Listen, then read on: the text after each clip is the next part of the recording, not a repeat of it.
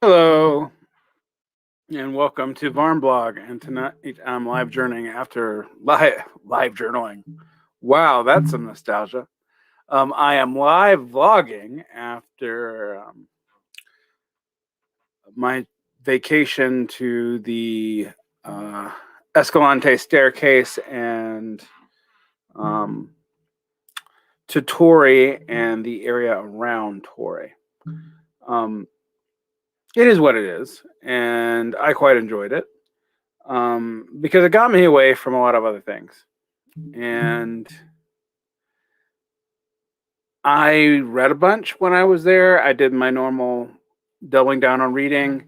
I got some new books. I saw a lot of the landscape, and I only turned on the stupid computer once. And such is life. But so I'm here with you guys, and we're going to talk about stuff.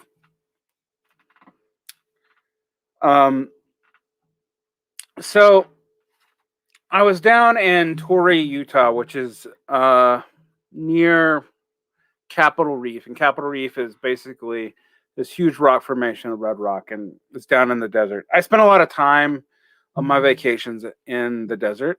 I didn't know, many years ago that I would become a connoisseur of the desert. I have spent time in the Sahara and the Sierra Nevadas and the Sierra Madre and outside of Torreon in La Laguna. So I've gotten very used to deserts. And deserts give you a lot of times to do two things: hang out with your dog, hang out with your partner. I guess that's three things, and read. Because as you're traveling from place to place in the desert, you have things you want to do. Now, first thing I'm going to do is introduce two Torrey House books that I picked up down there. Now, Torrey is a very small community near Capitol Reef in the Escalante staircase area down near the Water Pocket region. And it's high plains desert. It looks a lot like the Wyoming Badlands, actually, and surrounded by the Little Rockies and the Henry Mountains and a bunch of geologic formations that are created by wind erosion and rain. And it's near the Frutas Historical District, which is a pre-Depression orchard district in the middle of literally nowhere. But Torrey is a little town that basically caters to tourists. It's like 5 motels, a couple of houses, 2 coffee shops, 2 Mexican restaurants, 5 steakhouses, roughly, in one of those places. Torrey House, however, is a press outside of Salt Lake City. I mean, it's actually here.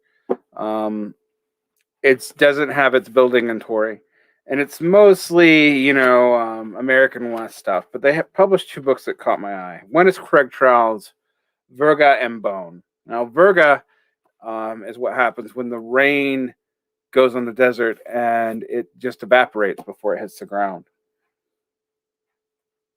And a lot of these areas in the High Plains desert is like that. And it's faded off due to mineral accusations and the need for ranching land. And the other book I got is American Zion, which is about Clive and Bundy and the conflict over public lands and what that means.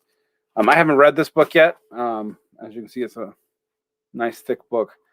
It's written by the historian Betsy Gaines Quammen, and it's going to go into the history around the Mormons down there.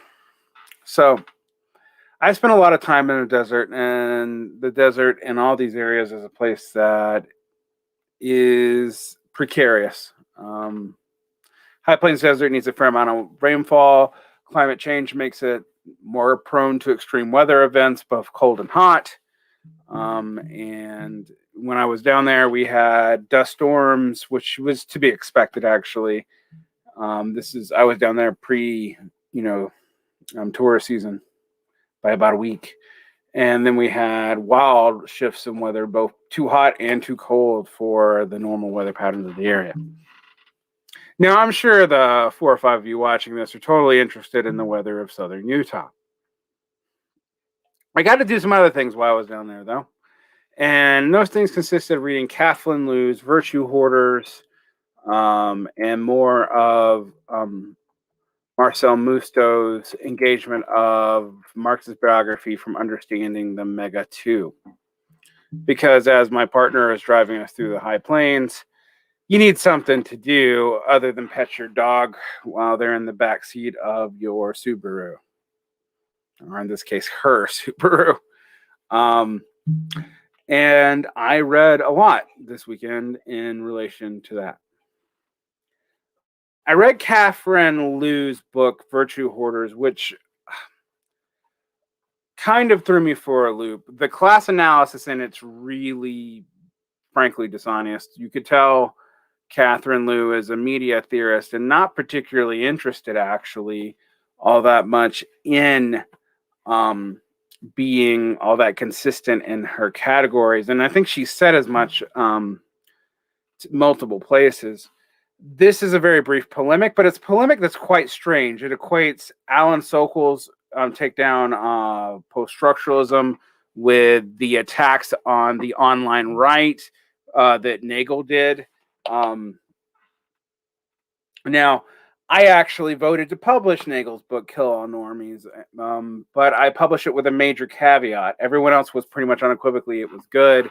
I mentioned that Angela had not actually done that much research on the actual history of the alt-right in the United States, and that this had a life before internet forums, and transgression or its lack was not particularly meaningful. Furthermore, while Angela was technically born in Texas, she had clearly spent her life in Ireland, and her encounter with American culture was represented by its media. And frankly, even a lot of the Americans writing on this, like Catherine Liu, take a lot of the media assumptions at more face value. In fact, even though it talks about defending the working class is not mentioned at all. She also goes back and rereads Aaron Reich's PMC thesis throughout prior works. So she equates Lash's theory of the intellectuals in America with Michael Lynn's theory of the overclass, with the professional managerial thesis of John and Barbara Ehrenreich, which has been used by a bunch of groups to go back and take a lot of different elite theories and retroject them onto the past. Now, what's the problem with this? Well, the problem with this is these theories aren't actually copacetic. And, you have Liu talking about the professional managerial class in 1900, even though she's defined it as lawyers, things that are priorly called intellectua, but also anyone with a college degree. Now, I've talked a little bit about the problems of this college degree analysis before, as far as the PMC goes. While it's true that only 40% of Americans have a college degree, the younger you get, the more likely it is. 60% of Americans under 35 have some college experience. And the reason for that is that the nature of the workforce has changed, something that the people who are talking about PMC only acknowledge in relation to the PMC, not in the relationship to the overproduction of elites and other things that Peter Turchin and even someone like Michael Lynn might be talking about. Now, another thing that if you know Peter Turchin and Michael Lynn, they see the working class as essentially a force of nature that doesn't have much of its own agency. That in Michael Lynn's theory, the working class is pitted against as somewhere having to choose between an overclass, and in the overclass there's a petit bourgeois that's interests are in lower taxes because of its profit margin being low. I still told communists. And a professional bureaucratic class that is more tied up in both the state and in media production. And then there is a center, which is the actual elites, which is the high management of the bourgeoisie, and the true bourgeoisie and the ruling class, which are the political elites as a whole, stand kind of above adjudicating between the two classes, between the professionals and the petit bourgeois. That's Michael Lynn's theory. Now, when you make that a PMC, it doesn't make sense. Now, Michael Lando was explicit. He's not a Marxist. He worked for the American Enterprise Institute, then flipped over and worked for the New Republic. During its centrist days, he's gone back and forth between a right centrist and a left centrist, and today he calls himself an enlightened nationalist. Is totally tied into the American Affairs corporatism project. And if you want to find out, you can go look up the issue talking about corporatism.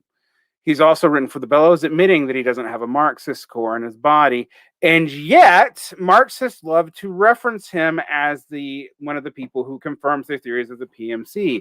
Now, I don't know about you, but class origin stuff in regards to Marxism is only useful in aggregate. When you're talking about individuals, Marxists think it doesn't help. You can, when I say Marxist, I mean Marx thinks it doesn't help explicitly. Two, while there are a bunch of adjacent, interim classes that Marx kind of deals with superficially, intellectual salariat, which is not the same as the salariat now, by the way, because the salary was a stipend from the government as opposed to a set wage that's paid weekly instead of hourly like it is now. The change of these definitions, however, is ignored by people, even Marxist-Leninists, who don't want to deal with the fact that these categories are not a one-to-one correlation to now. But the PMC thesis is persuasive precisely because it's incoherent, because it explains a lot of different trends, and Liu seizes in on that. And thus why I've said in a forum that Liu reminds me of Coolette magazine and Marx face. Her focus on equating the Alan Sokal debates around post-structuralism with Nagel's intervention on transgression in the online left, with Laura Kipnis's work about sexual morality and sexual purity, and the way that's used amongst the left.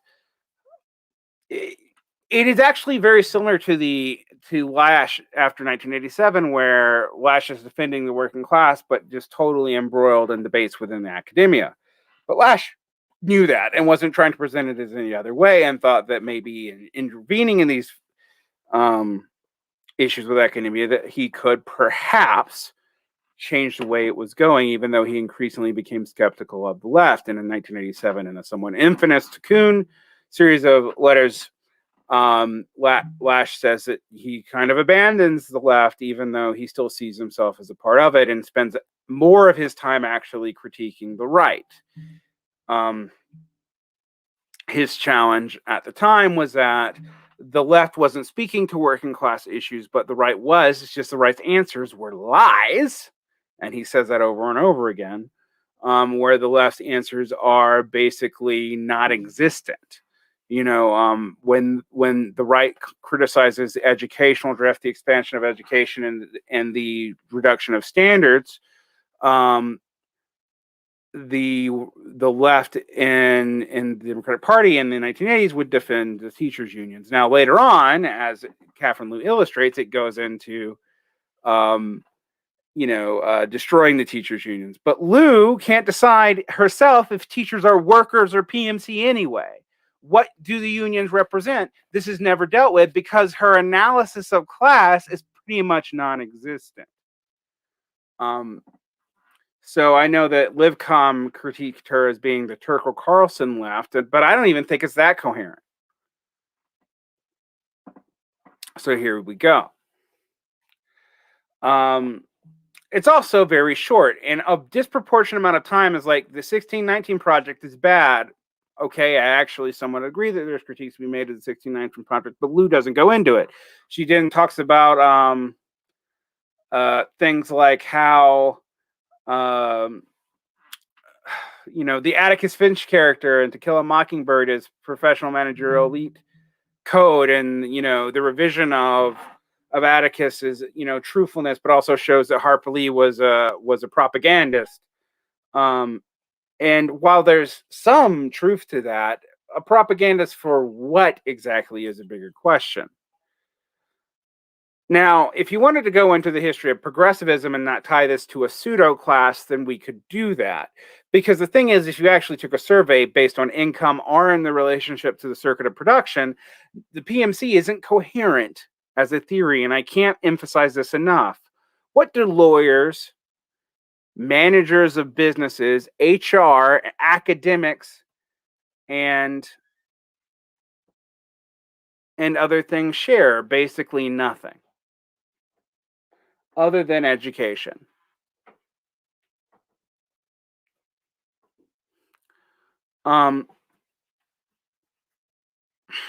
Such is life. But conversely, there's another thing, that the reason why this PMC thesis is so persuasive that people don't want to deal with, and that is the deep unattractiveness of both the DSA left and the radical liberal left. The DSA left because it seems to be pivoting on a dime on its relationship to the Democratic Party. On some days, AOC sounds like she's a defender of Biden, and on other days, she sounds like she's fighting the establishment. You never know which one. Now, as a staffer for Ted Kennedy, I predicted this 4 fucking years ago. But, you know, people like their parasocial relationships with people who won't shut up on Twitter.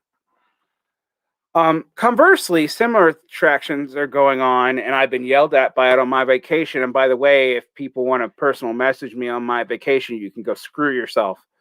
I was looking at tamarisk trees, and as soon as I got signal, I got poop, poop, poop, poop, poop. Doug Lane is talking to Glenn Greenwald. Oh, God, what am I going to have to deal with now? Well, let's talk about why people are driving this culture war stuff. Even the critique of the culture war is driven by the culture war, and maybe you should try to deal with what this means in a little bit more significant way. Substack has a professional program. Well, they'll prepay you, a set amount before you even hit it with subscriptions. And the best way to get on that professional program is to have lots of engagement on Twitter. And you know what has engagement on Twitter? Shitty takes. Now, culture war-based takes have a broader engagement than left-based takes, but left-based takes, if you ever watched them, tend to be the most nihilistic and stupid thing possible. Why do people buy into this? Well, because as much as people complain about the culture war, even people who've made their primary critique of the left, whatever that is, and socialists, whatever they are at this point, about their engagement with the culture war, they can't stop engaging in it either. And this was another problem with Catherine Liu's virtue hoarders. While the moralistic nature of the left right now is itself sort of a problem, and it's a big one, virtue hoarding is not unique to the PMC, which again is not a coherent category. You ever wonder why everyone who writes about the PMC are in it regardless of what they do? I mean, like, where's this industrial working class that everyone belongs to, or even the service work corps? Why aren't they involved in this? Could it be that they're not unionized and have very little representation and are worked to death and are temporary workers so that engaged skills cannot be achieved? The most radical unions tend to be of quote unquote professionals. Even weirdly, the people like Catherine Liu put up as the radical workers, like, fighting against charter schools, for example, which she sees as charter schools as a PMC issue, and as an example of PMC's betrayal, even though she cited people who would hate it in the prior chapters to her little pamphlet. She also can't decide if teachers are workers or PMC. I mean, logically, if they hold education and have a stake in the state bureaucracy, they should be PMC. But then why should we celebrate the teachers' unions and the nurses' unions, etc.? Like, the only other strong unions are guild unions, and the guild unions tend to be what? Either real workers, but in the municipal core, such as, I don't know, like city bus drivers or whatever, Teamsters, which are sort of a gig guild actually, or professional workers like writers, which is again guild related work, are miners and such things that are closed shop and again acts essentially kind of like a guild. Now, this is not to say that there's no return to social unioning. There very much is, but there's no return to it on a grand scale. I've been in debates with a friend of mine, David Epish, and privately, and I probably shouldn't name his name, but he's always kind of yelling at me for the people that I associate. And he's like, why do they say this? And I'm like, I don't know. They're in the culture war. But he's always talking about how I think that there is no mass politics, and I have come around on the fact that there is a mass politics, but it doesn't matter because it can't coordinate. The reason why it can't coordinate is because the two options, there should be three options, but the two options presented to it are nationalism or localism.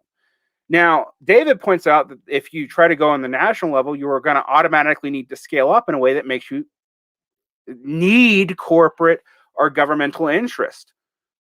Okay, that's true.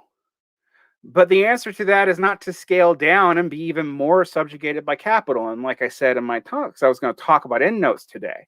I went through and I was supposed to record one of the probably 19th to 23rd hour, and I'm not exaggerating on that, of recordings on Endnotes Volume 4, A History of Separation, where they talk about the collective worker problem. Now, I go through how they kind of flatten the collective worker in Europe, America, and Asia, kind of leading to three broad abstractifications, but that aren't abstractful in a mathematically coherent way, and also aren't historically particularly concrete. But that they are right that there was an issue with focusing so much on the industrial collective worker that it never reached the majority of the population like originally predicted in Marx. That it had a hard limit of about 45% of the population, and as soon as it was successful, it actually started declining because industrial work is boring and no one really wants to do it for a very long time. And as it gets more efficient, it needs less and less people. All right. Now, in Marx, that is predicted, but it's predicted to lead to immiseration. The service sector, as Endnotes points out, is actually what you can't really effectively pressurize down. The law of value works a little differently because it involves physical labor and not just the creation of commodities. So it becomes what you can't technologicalize out. Now, Endnotes is actually very perceptive on this. But their answer to it is basically localized affinity groups, which is not that different from what David Eppish was telling me to do in regards to unionizing. And a lot of my friends in the Emancipation Network are always telling me, like, be nicer to unions. You're right about the national, you know. Yes, the AFT and the NEA's leadership totally sucks at the national level, but they're radicals at the local level. And I'll give them that. But you know what matters when you're fighting, I don't know, an international capitalist system? Yeah, you're local. You think your uncoordinated locals are going to be able to do that? If the coordination is corrupt, then all you can do is local activism. Now, that might be strategically and pragmatically and immediately useful for people, so I don't shit on it. But it's also not going to fight capital definitionally, right? I don't know why that's so hard to understand. So you can't even really do it on the national level, even though people are like, well, you know, national flight, there's a limit to it in the core. Yeah, there is. There's also a limit to how much the people who are being paid to do this can really get around all these problems, right? So the collective action problem, the collective agent problem remains pretty real. You know, one of my interests, why I became interested in the work of General Intellects Unit, that podcast and that collective, and why I was supported them join the Emancipation Network, even though, like, you wouldn't think that I cared about cybernetics, even though I had read a lot of late cybernetic theory and critiques of it, was that I thought that cybernetics gave us a way to deal with the aggregate collective problem in a realistic way. And it might. But without it, the knowledge problem and the collective action problems are real. What do you mean the knowledge problem is real? Well, you can't know everything and you can't put in every input. There's some basic Gödel's theorem stuff into this. You know, you don't have to believe in von Mises, because the issue with capitalist production is it also has the same knowledge problem when you start getting to scale. Once you get past the 17th and 18th century entrepreneurial individual, which we are very much past, why do you think we've structuralized, bourgeois relationships? Why is it basically hidden through shares and limited liability across the board internationally? Well, there's some clear reasons why it would be. And one of those clear reasons is it is easier for people to profit if there are less, heroic entrepreneurs who have to hide their dependence on the state to get things done. It is easier to structuralize that and hide it, and it's something that Marx and Engels actually predicted correctly. They just thought it would make it easier for people to take over capitalism, as did some people who were critics of Marx and Engels, like Joseph Schupender, who was an Austrian economist who sometimes sounds like he was anti-socialist and sometimes sounds like he was pro-socialist, but predicted that the democratic impulse would lead to this monopoly, the mixture of the destabilization of creative destruction, which does get very destabilizing, hitting the wall of democratic fear of that, and also the tendency of monopolies to develop over time for the democratic governments to just seize control. This is also similar to the theory of capital, to the theory of capital in Hilferding, financial capital book, and most theories of monopoly capital from Sweezy through Pollock have a similar issue. But even Marx and Engels lately have been kind of hitting me in a way that's hard to talk about honestly, because if I talk about something, I now get why there is such opposition, even from Marxist humanists, from the release of everything from the Mega 2. Now, if you don't know what the Mega 2 is, you need to do a little bit of research. First, you need to know about the other Marx Engels collections. The Mega 2 is, an attempt to finally get all the writings of Marx and Engels that we have and have critical data for, multiple drafts for, letters around, etc., together and clean. Now, I've been reading Marcel Mousseau's going through a lot of the letters between Marx and Engels and Marx and Lassalle in the period from 1850 to 1857, before you really get into the strong part of the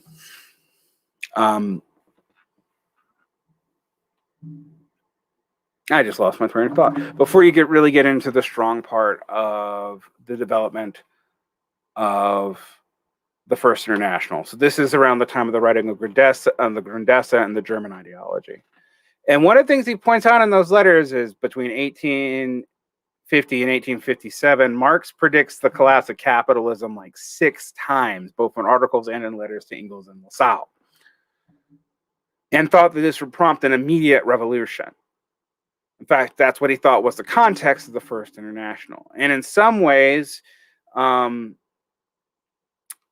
Marcel Mousseau is building the case that if you read the Mega closely, that Gramsci weirdly was actually onto something, that capital was actually, Das Kapital was actually in fundamental disagreement with the optimism of the manifesto, because the idea that the immiserating slash monopoly capital tendencies together would force revolution was just not true.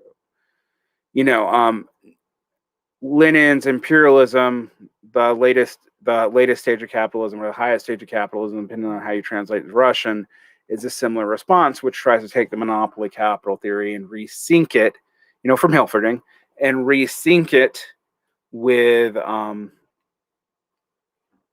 immiseration theses, saying that the immiseration would lead to the accumulation of super profits, and this would lead to capitalist intercompetition that would create world wars and lead to both imperialism and neocolonialization. And he ends up being correct, but after World War II, Kautsky's theory of ultra-imperialism, where the development of capital is actually too precarious to risk, seems more accurate. Hence the change from direct wars to proxy ones. Now, what does this have to do with Marx's failed prediction of the end of capitalism in the 1850s? Well, it tells you that even Marx was not actually operating off of 100% of the gears in which we operate now. A lot of the stuff was responses to things at the time, and his predictions were wrong more often than not, even though he also called things that were correct.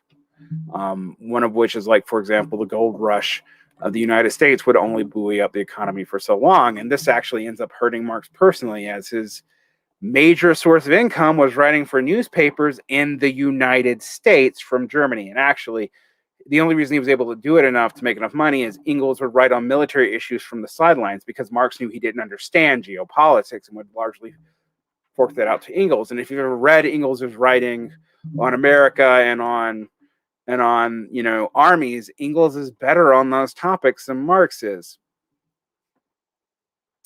The point is, no one's perfect. And if you try to present a unified field theory on this, even one as revisionist as the anti-revisionist, Althusser, the revisionist, anti-revisionist, you start seeing that there's no real way to hold it all together.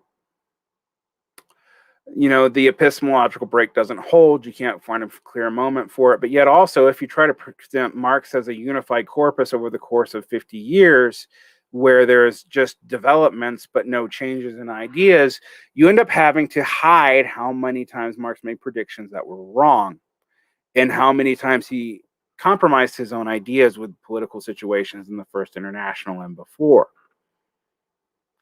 And I do think this leads to a lot of hostility towards the Mega 2 from people who are otherwise orthodox Marxists, be they Marxist, humanist, neo-Kautskyist, or whatever. Although the neo-Kauskyists tend to be better at contextualization, they also tend to do it in a way that justifies their politics. Imagine that.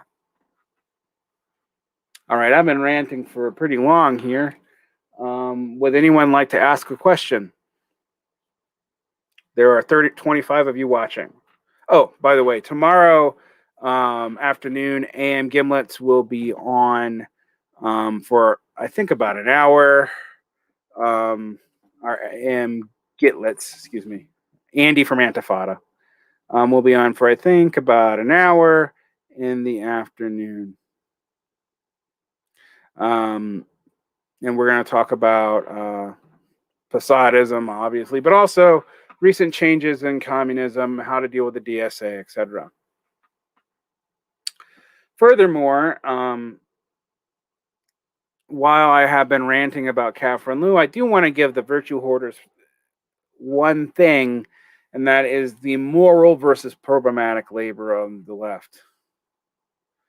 I feel bad that Zero posted those videos during your vacation.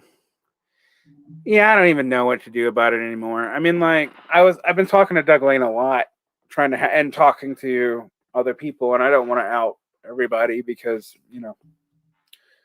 I'm in communication with people who have been allies in the past, but sometimes hate each other now.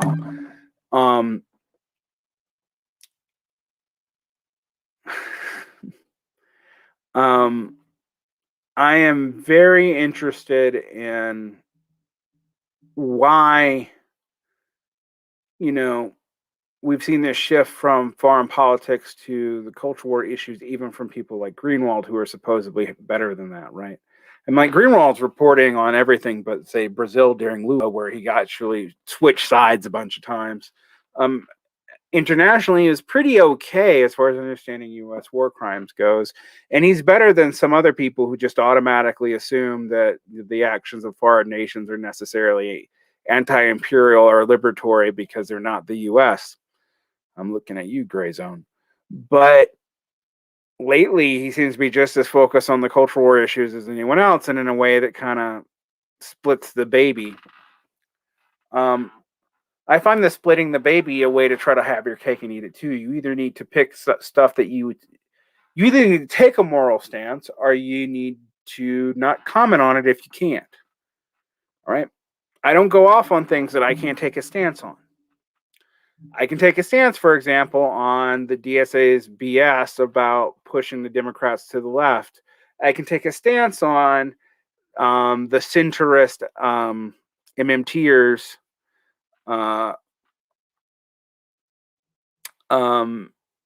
trying to paint Biden as some kind of... How does it trans-historicize the PMC when mass higher education is a very recent phenomenon? That's a good question. She says basically it develops in the 19th century with the development of intellectuals. And she's roughly pulling off Christopher Lasch, but she doesn't reference this part of Christopher Lasch directly, which is the development of basically former declasse clergy that were community leaders and proto-bureaucrats. The thing is, Lasch actually realizes that bureaucrats and intellectia are not the same thing. They don't have the same economic function. They don't have the same social function. But the PMC thesis means that you can just say that they were basically a class going back innumerably. Now, if you've read Peter Turchin's Ultra Society or The Age of Discord or Secular Cycles or any of those books, and I suggest you read them. They're not Marxist, but they are interesting. he actually defines elite in a way that is transhistorical on purpose, where elites are actually stratas of various functions and they serve as a proxy ruling class together. But that the elites don't have a unified elite interest in all sectors. So there's still sectional divisions amongst the elites. The problem is that when he's talking about like elite lawyers, he's talking about like lawyers as the elites in the community and then a top 5%.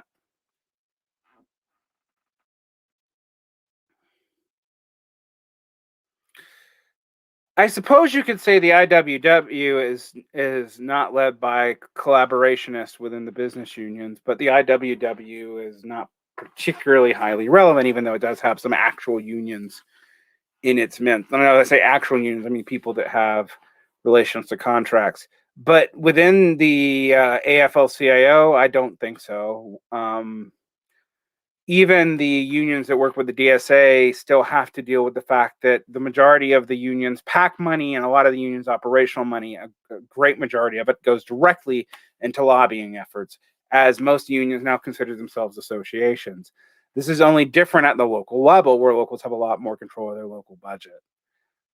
So while there are attempts to do social unionizing and reach out in a broader capacity and thus create a base to fight with the union leadership, so far I have not seen it be very successful. And I think the AFT, as far as teachers unions goes, which has taken more radical stances than the NEA, but that the AFT's leadership has been complicit on Biden's, like, even funding private and charter schools and the COVID stuff and putting that back under Schumer. Weingarten was helpful on that. You know, whether or not the AFT locals run better than that is irrelevant to that happening. And the AFT locals do run better than the NEA ones, when the NEA can't even admit in union states that it's a brute union. It often just calls itself an association. How's the Lash book going? My co-author is doing her comps, and so I am giving her a break. And also, I, read 4 Lash books and about 35 articles, and then started reading contemporary articles and wanted to poke my eyes out for all the misrepresentations of Lash's positions I've seen left, right, and center since his resurgence has become, and I just had to take a break. But we're going to pick that back up in a few months. In fact, we should pick it back up after April. Shallon says she's devoting the summer to writing it, and I have started picking back up reading Lash books a second time to get back into it. I am currently working on an essay about the first 4 Lash books because I finally got a copy. Let's see if I can grab it here. It might be upstairs. Of Lash's first book on Russia. Erica, most unions are craft guilds. Shh. Well, I do think there are non-craft guild tendencies even with the NEA, meaning that they're radicalized locals, but they're locals. And so you have the same problem I was talking about earlier. Yeah, sad. So anyways, Catherine Liu's Virtue Hoarders is a mixed bag. It's actually probably the worst book I've read on the PMC. Probably because it's short.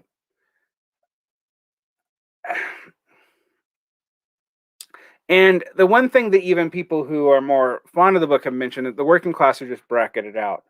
Now, like I said, in Peter Turchin and in Michael Lynn's theory, the working class are more like forces of nature. They're not considered to have developed enough interest to act on their own accord. They need a counter elite to which to side. So, of course, the PMC people would say that they're supporting the working class while viewing it as a closed system where you basically pick sides in a culture war so that you can do what exactly? I don't know. I mean, the other thing is, Catherine Liu presents the PMC as having a united front when her own writing on the subject, particularly on stuff like education, indicates that it absolutely wouldn't be, even if she was correct, that it was a class.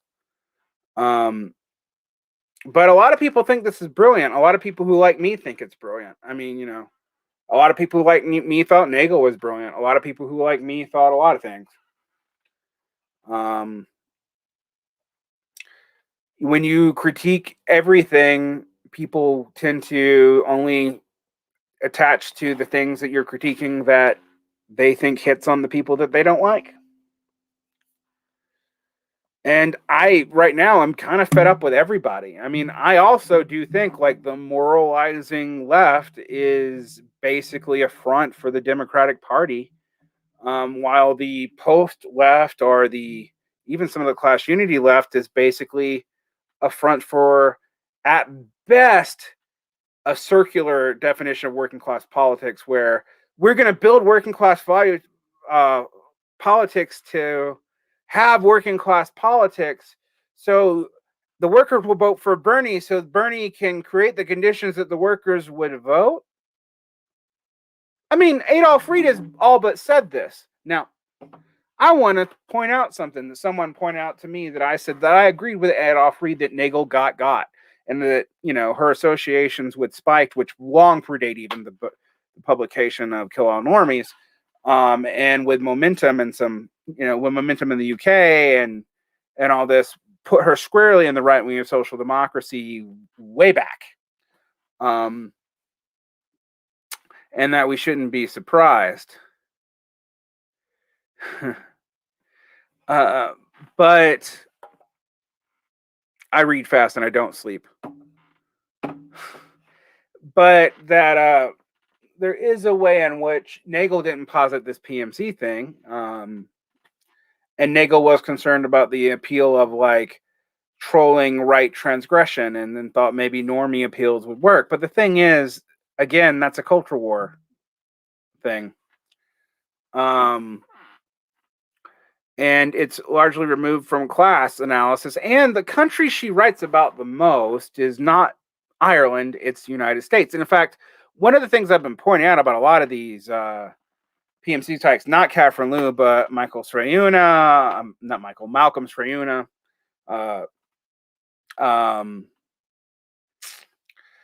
Amy Therese, they're at best adjacent to people in America. They don't even comment on politics in their own country that much, and when they do, it usually is to no great success. Srayuna does, but it's through, frankly, a conservative think tank. Conservative being the nice word for it. Amy Therese is from Australia. I don't ever see her talking about Australian politics. Reed actually advocated for a Labour Party and wanted to build one, yes. But the problem that you get with Reed is that he also thinks you have to work within the Democratic Party to build the other party. This is a circular thing, and this has led to the Bernie strategy. The only people I know who've adapted the Bernie strategy are people who've taken the Guzet model of the reforms won't work, maybe it'll radicalize people, which, of course, Marx explicitly criticizes as foolish. It will build bad faith from people, because if you know your reforms are going to fail, why the hell would you even try? Why would you try for something that actually worked and delivered something? He says that to the French Marxists, as misunderstanding him. So that's one way to interpret that. And the other way is like, well, they'll create the conditions that the working class will strive, except we've never seen any evidence of that. And I think that denial of, the less relationship to the Democratic Party, going all the way back to the Popular Front period, looking at you, MLs, where both the Social Democrats and the Marxist-Leninists were effectively booing up the Democrats, even though they were on the margin, not that important, except in booing up labor unions who didn't know that their relationships to the communists, even though the communists were often the best organizers, kind of set everything in motion for the situation we are today. Shachtmanism and Harringtonism are natural developments of that. Honestly, they're not even that divergent. And so the idea that you use the Democrats to build a counter labor party has been sort of both right-wing Trotskyists and Social Democrats and even Marxist-Leninists have advocated for it at different periods of time. I mean, the CPUSA, that was basically their strategy for 100 years. Now, I pointed out that both United Front and Popular Front strategies are based almost solely on an actual parliamentary form of government, which the U.S. is not. So those strategies don't even totally make sense in the US context, but people just like to wank off the words that big, important, dead Marxists say, so that they don't want to deal with the fact that the context was different, and they didn't want to deal with it in their lifetimes. Trotsky kind of would flirt with the fact that there was a difference in structure there, for example, but he never really went too much into it. He just, talked about advocating for reforms to help the workers, advocating for critical anti-imperial things, critical supports for national liberation, military support for problematic degenerated workers, regimes, etc., but didn't really go into much what that meant. Maoists have also been all over the place on this too, and so there's not really a tendency that's particularly consistent on it, except for maybe left communists, and even that split between the Bordigists and the Bordigists who hate unions, and I guess the councilist, but everyone both loves them and forgets they exist. So, you know.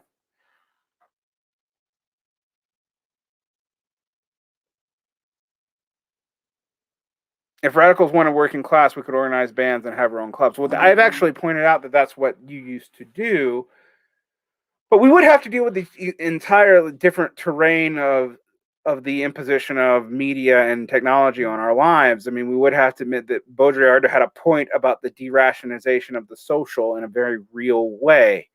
The reason why we feel like people have a social life until they're, I don't know, outside of college is because for a lot of Americans and a lot of people in the United States in particular, but in the West in general, you don't have a social life outside of college. Your social life becomes your family because that's all you fucking have time for. Social clubs, secret organizations, fraternity groups, all those things, intramural leagues, even churches have all radically declined in the 20th century. Communitarians have tried to fix this, but they try to fix it with the same localism I was critiquing Endnotes for, and also critiquing the localism of social unionism for. But I got to give the social unionists credit, as they do think that if they're correct, if they would coordinate with something, they would actually be very powerful. But they wouldn't need to coordinate nationally; they'd need to coordinate internationally. And most of the organizations are legally not structured to do that, particularly in unions, but also in political parties, which are almost necessarily national.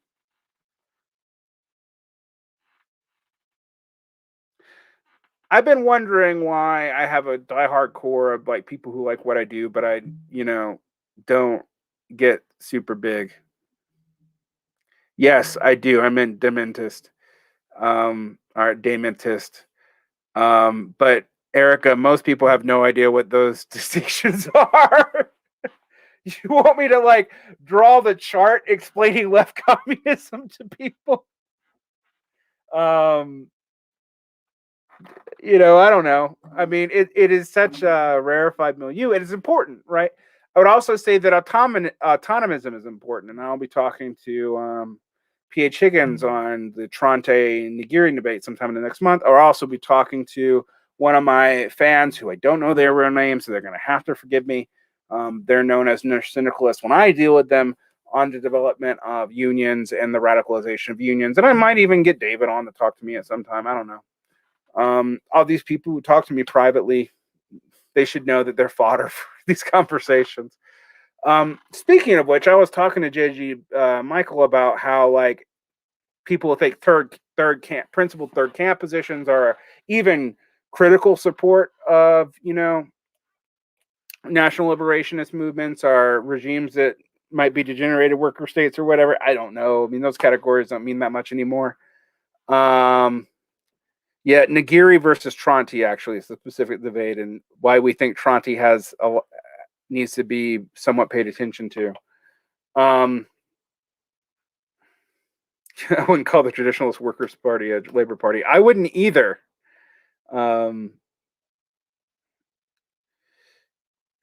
Yeah, the best resources to learn about the local economy of a region is actually the Bureau of Labor Statistics and the China Daybook and whatever the bureaucratic information.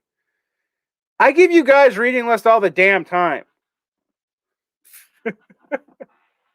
I have 8,000 books on Goodreads. You can go look there. Yes, I've read them all.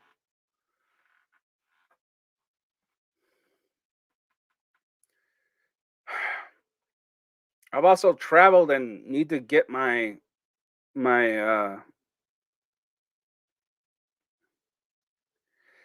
Kilgore, that's a good question. I'm gonna read this for everyone who's hearing this. How do we even begin to organize an industry that doesn't have a fixed workplace or directly engage with their fellow workers with something like Uber? And I would say I have no fucking idea. Like the the industrial union model barely works with franchises. I don't know how it even deals. And I say barely, I do mean barely. Works with franchises. Go look at Burgerville and all that hype.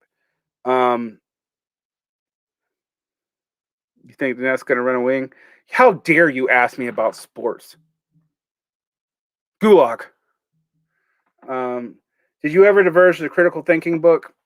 Oh, yeah, I'll tell you that now. So there's two critical thinking books I'd tell you to look at.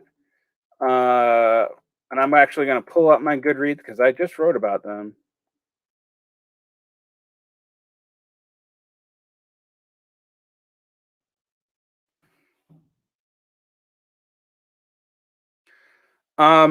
One I would say The Aspiring Thinker's Guide to Critical Thinking by Richard Paul, which is from the Thinker's Guide Library. It's very much driven by teachers, though, and kind of centrist, but it's not bad. I would also say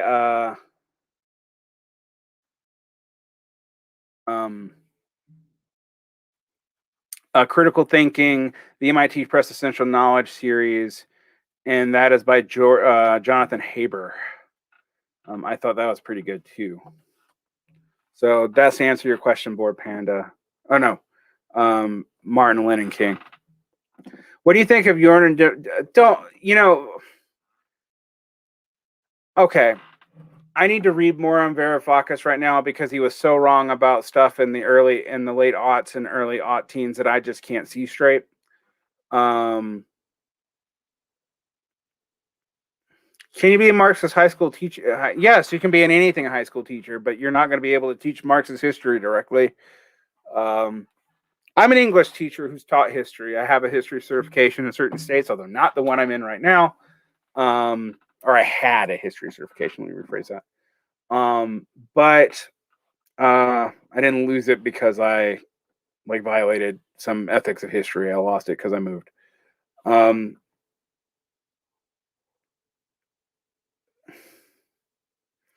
Do you think you'll take all this wacky politics talk and do a video about religion one of these days? What do you want to know about religion? I can talk to you about that all day.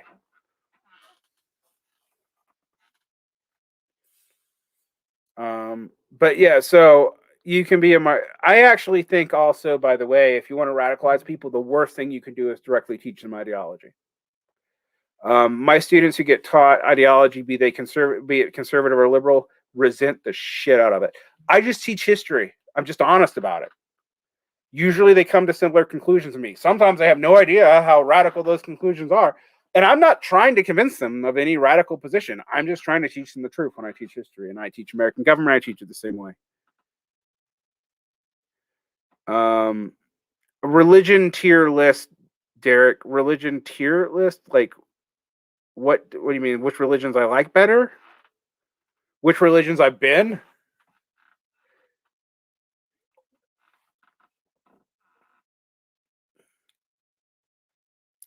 God, don't usually speak. I am over 40. Okay? You're talking to an elder Xennial here. Zoroastrianism. Oh, dear God. Okay, so I actually give you a good book on that. The best book on Zoroastrianism that I found, there's two. Zoroastrianism and God for the Complex, which goes into modern Zoroastrianism, Parsis, and all this. But if you want to understand the history of Zoroastrianism's effect on Western religion, you need to understand the other God, dualist religions from antiquity to the Cathar heresy by Yuri Starnanov, which is in a really good book. Goes into Zuvinism, classical Zoroastrianism, why we don't know much about it, why the Parsi Zoroastrianism might be completely hard to guess. So that's a good one. Skiism. I've read Skiism God to Complex too, which is also really good. The God to Perplex series is actually great. Don't disrespect. I disrespect whatever I want to disrespect. Can we make communism work if we put it on blockchain? I hate you. Anthropology would be better to cover. What about anthropology? Like, I could rant about how anthropology is kind of disgracing itself by bracketing out forensic and biological considerations cause reasons, or when it tried to remove science from its mission statement cause reasons, or how it recently I've met a whole lot of anthropologists who somehow think that cultural appropriation is meaningful beyond politics cause reasons. Or that hunter-gatherers are a good social, a good basis for social understanding because reasons. Anyway. So, Zoroastrianism, Skiism, rather perplexed. Don't disrespect. I'm going to disrespect. Do you think American foreign policy in the Afghan and brother colonized countries in extinction of British colonial practices in the northwestern frontier? Sort of. I would say that it is a development from, but to say it is a clean extension is a little wrong. One of the things that the conservative historian, who's otherwise kind of a douchebag, is correct about is that the American extension, because it won't up to its imperial ambitions, actually doesn't bring the civil service with it. It only uses the military, which is really poorly functioned for doing a lot of that stuff.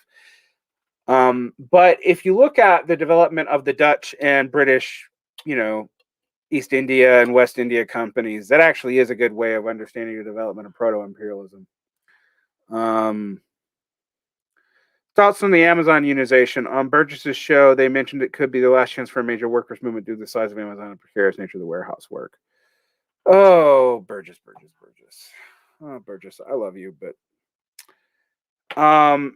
it is, if it happens, it's a major victory for unionization in the South, which we haven't seen in almost 100 years. So that's great.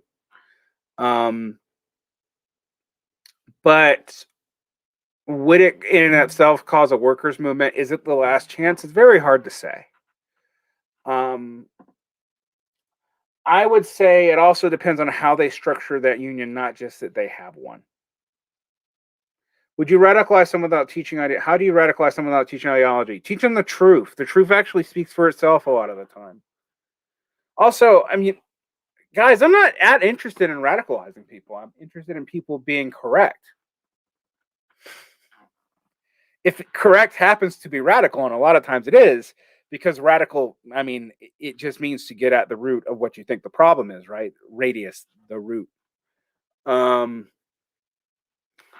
Then yes, it'll radicalize people. But if you can't, so you teach people how to go to the root of the problem. But what that looks like, you can't dictate. And I'm not here to pitch ideologies to you. I would probably be more popular if I was, right? If you could just come to me and go to the Book of Varn and open up page 25 and know what the invariant perfect program was, you'd probably like me more. But I'm not going to give you that kind of hope because I don't lie to people. Burgess is fucking dumb for saying that. Show them injustice. Injustice does a lot. Which book or historian are you referring to about American imperialism not committing fully to imperialism? I'm referring to Neil Ferguson's book on imperialism. And he's right. And that's not that they don't commit fully to imperialism.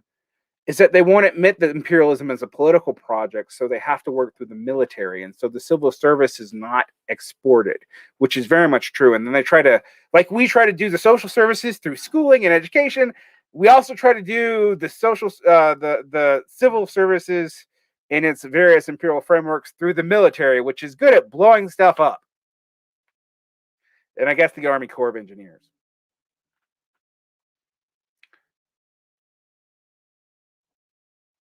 Other thoughts before I head out tonight? Because I am tired. I've been in the desert for 3 days.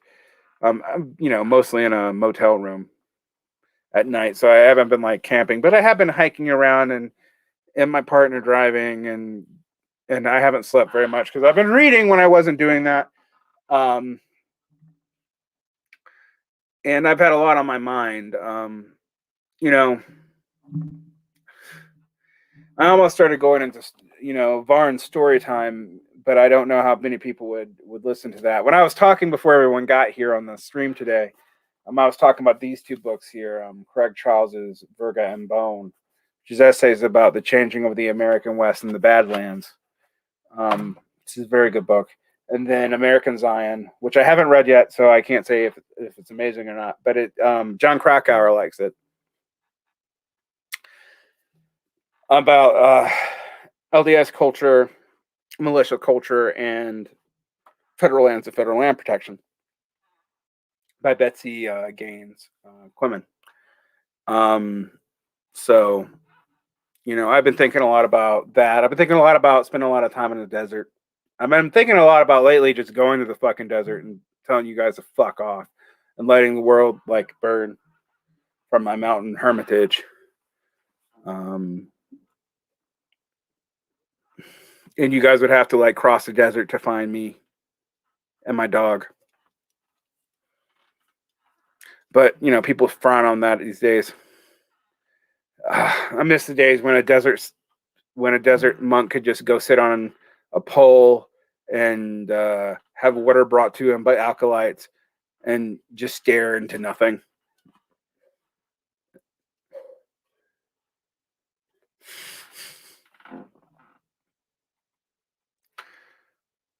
What facts would turn you away from communism leftism? Oh, that's a good question.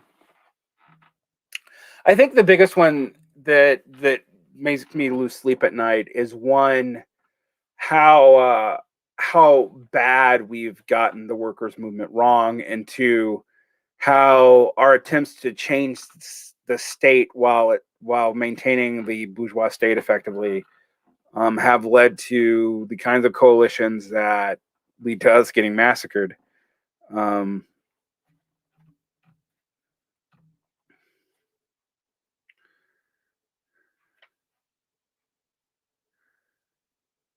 So the Democrats supporting union is just them wanting more money. I mean, what do you think?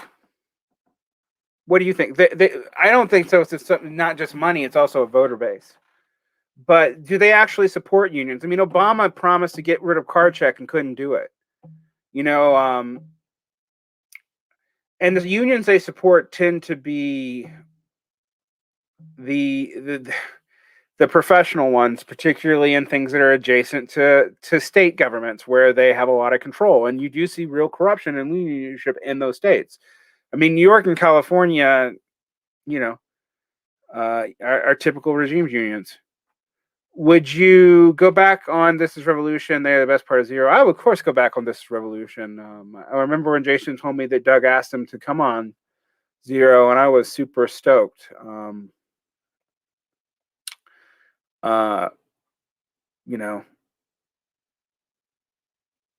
Do you think China is a defensive realist power and offensive? I think it's mostly a defensive realist power, except in the South China Sea where it may be offensive.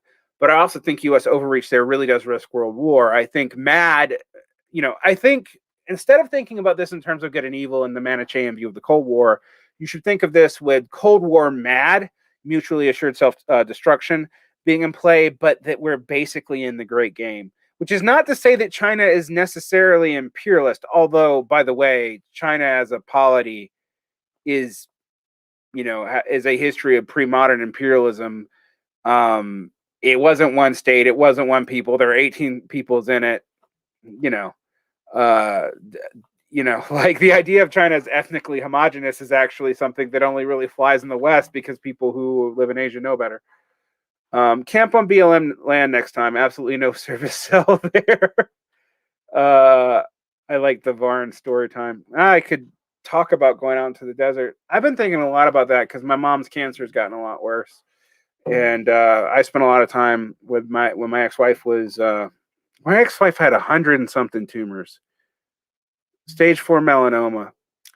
And if I didn't have awesome insurance because I worked for a very rich Lebanese-owned school that threatened the British insurance company that insured my wife with loss of patronage if they didn't actually pay for it, my wife would have got care, but would have been in debt and to the tune of about $1 million.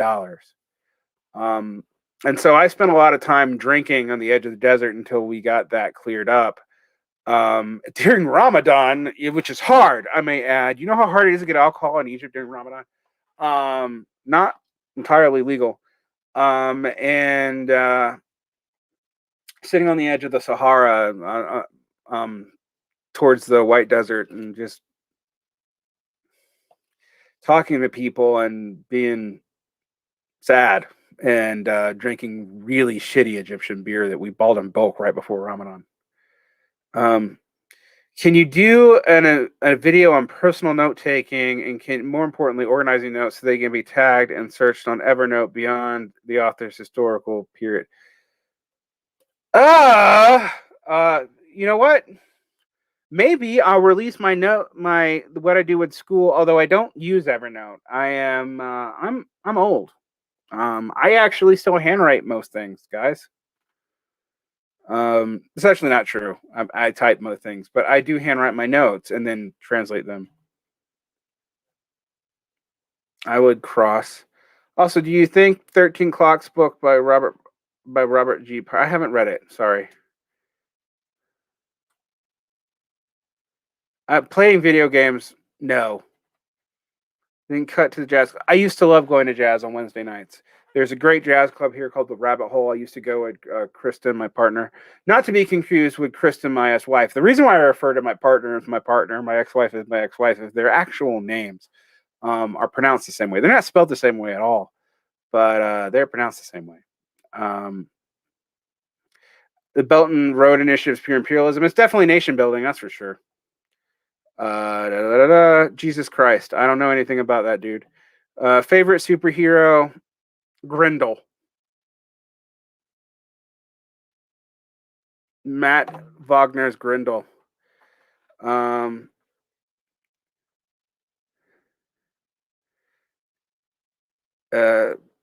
Grimlock, I don't know. Sometimes I think maybe you're a psyop to drive me to drive me normie. You know, my first wife was really into video games. Everyone's like, how many times have you been married? I've only been married twice. And I was married for over eight years both times. First time I got married, I was 22. No one asked me that. But there was weird speculation on my sexuality on a Zero Books page the other day, which was fascinating. Everyone's like, he's poly and probably pan. And I'm like, I'm private. Except when I talk about my ex-wives. Yeah, no. China is defensively imperialist. I don't think there's any way around that. It's an imperialist power. Almost all nation states are at this point.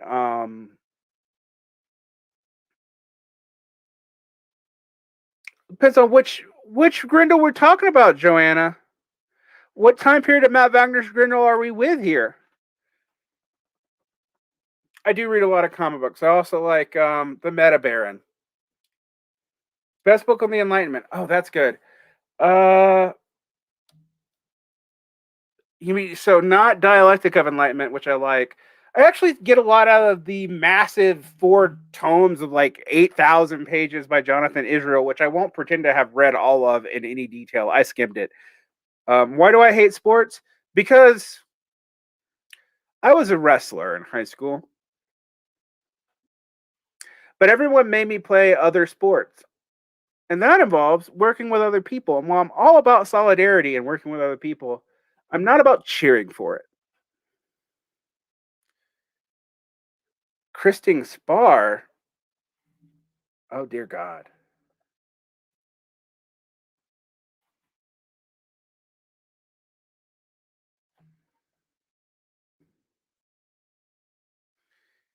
Yes, I'm a Christine Spar revisionist. You're correct. Or maybe Grendel Warchild, even. Thoughts on Zizek and all the psychological analytic stuff being done with Marx and Ontology? I remember. I've read all the Grendel comics twice. Once when they actually came out when I was a kid, and now recently to make sure that they were still good, which they're actually kind of not, but I love them anyway. I have mixed thoughts on psychoanalysis. I think that people who hate psychoanalysis as anti-scientific are being unfair to what is essentially a proto-science. but I think its use in critical theory studies is basically a continental hangover. And at best, it's kind of loose, deep description, and at worst, it's a way to generate pseudo knowledge.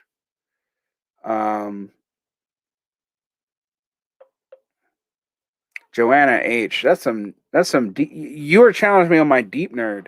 So you found what I'm deeply nerdy about, which is obscure comic books from the 1980s. But I was just reading Badiou, his quasi psychoanalytic reading on democracy via Jim Denet's play about brothels and the age of pornography, and I was reading the English language takes on that through analytic categories, and I was literally laughing because a lot of it was like, I don't think this means anything. Best books on Mexican history. Oh, that's a good one. Okay, so my favorite overview of Mexican history, particularly when you read it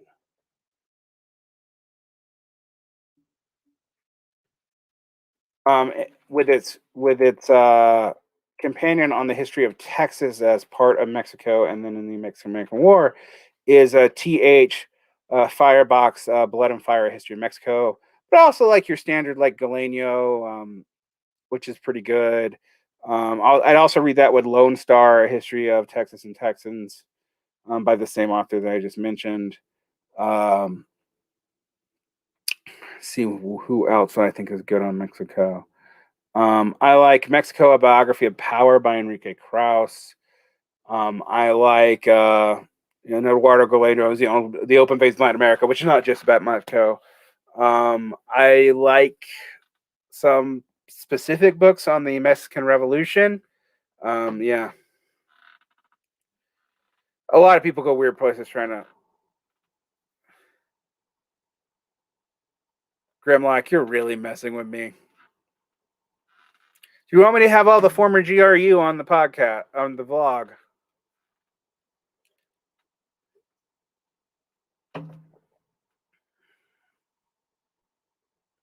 The anti-alcohol sentiment in Utah is overblown. I find it extremely. It is very easy to buy beer.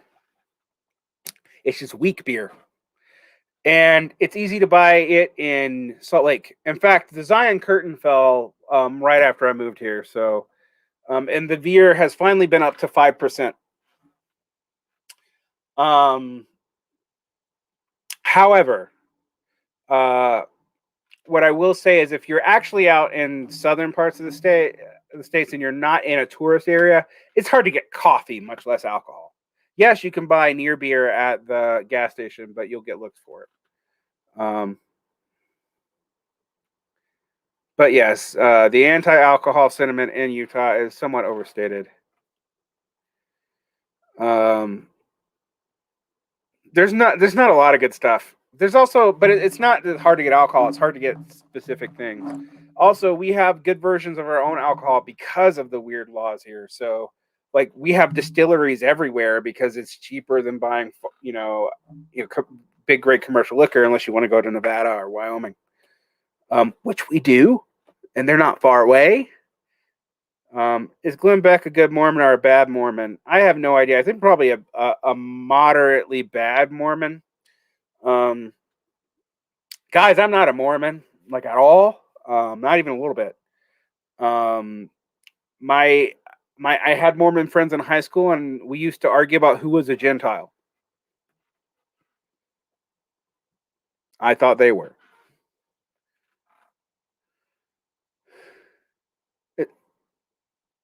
In some ways, there's a lot. I think weirdly, David Graeber is right about there's communism all around us, and totally wrong about it too, because it's very superficial. Makes communism like what we do together. But I think a lot of the open source movement is a good ground for basing what collective action could look like if commodity production is not a limitation, because without IP, intellectual property is not a commodity. A lot of places, dude, everywhere in the United States, I think everywhere is under receivership of me. Everything's under receivership. and I'll put myself into a gulag. So it'll, until I get out of the gulag, everything's under receivership of me, so no one can do anything. I'm joking, of course. So we started off very much on topic and me ranting, talking about how much I love the desert, with some weird veers off into a long rant about Catherine Liu and non-Marxist theories of class, which get turned into Marxist theories of class through this PMC stuff, which is a way to hide that they're not Marxist theories of class. And you know what? People have noticed I don't give Michael Lynn the same crap as I give a lot of people who claim to be Marxist and push this stuff, because Michael Lynn doesn't claim that. He claims to be a Weberian. He's pretty consistent. I even found parts of his theory pretty compelling. It's just the bourgeois is like this, is like a nebulous force that in his political calculations basically just adjudicates between two fighting factions and in coalition with like the true elites, whatever that is. Peter Turchin's definition of elites is just transhistorical, but it's so transhistorical it's a little bit sloppy. But at least you can do stuff mathematically with it. When you talk about the PMC, I don't even know who you're really talking about, except people I don't like who are probably liberal, except when they're not.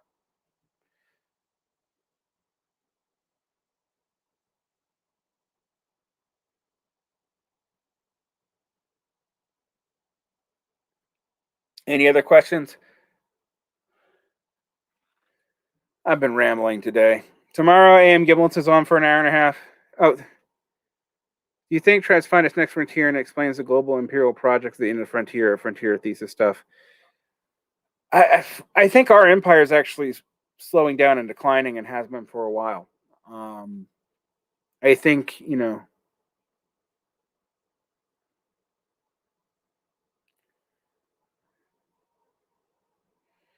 I find this recent answer to America. So, in short, I think in imperialism you see a declining frontier. I think all that has to do with the need of a nation state to expand, just like capital needs to expand. Do you have any good comparisons of Foucault and Gramsci? They're both abused by their followers. I'm going to be happy to talk about Glynis Prasad's book soon. Answer to America, read Chris in Madagascar. I thought the Madagascar stuff thing on Graeber was good, but I also thought a lot of his critiques of hunter-gatherers in Graeber were, particularly in the Marshall Sahlins book, really misleading. Very, very misleading, actually. Some of those things are directly addressed in the preface of the Sahlins Graeber book. And, Spivak, blah.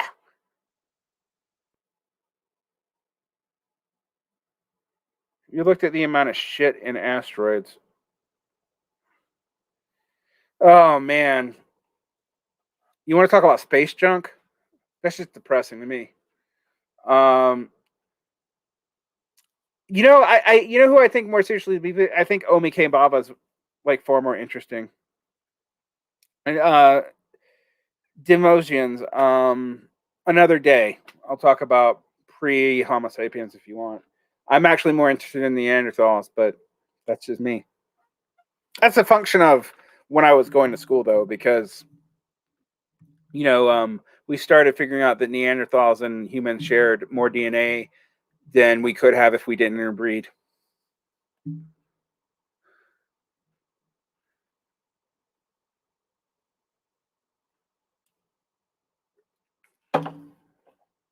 Let's see.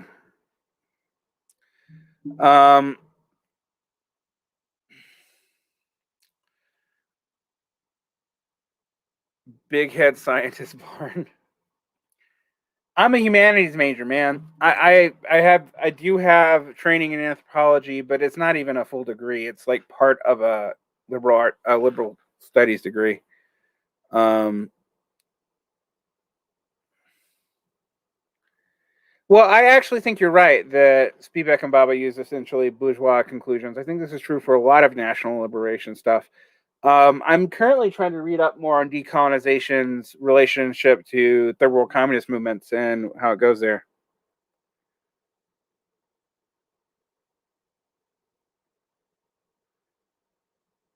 I actually ranted for 40 minutes while completely enjoying and ignoring the clap before I indulged you. You guys were just late to the party. Yeah, I've read Capitalist Power, and I know a little bit about power theory of value, and I'm not totally convinced. It seems circular to me. Um, I I spent a good 40 minutes ranting about Catherine Liu and my ambivalence there. My ambivalence being that, like, while I think it is a Colette article, there are some things she hits on that are true. And this is one of those things that I'm having real problems with right now. It's like Grimlock's probably going to get mad at this, but I think it's true that a lot of these opposing sides are kind of right about each other. Like, a lot of the post left have really nefarious national politics in the background, and they basically assume nationalism. And a lot of the social democrats that even are critiquing them actually did the same thing. However, if we had a minimum program both nationally and internationally, I might support some of that stuff. I am minimum wage. Believe it or not, I I support it provisionally, but I would actually think a jobs guarantee would be far better for the working class than minimum wage would be, believe it or not, because minimum wage doesn't ensure you have a job. Is global war is Why is global warming bad? Because it's bad.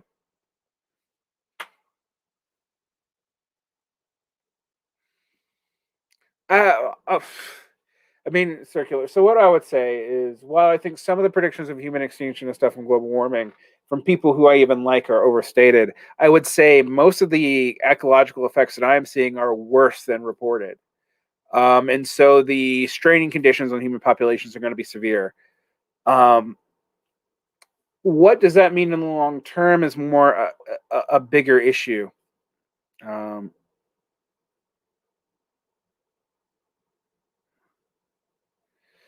Yeah, Grimlock, I agree with you.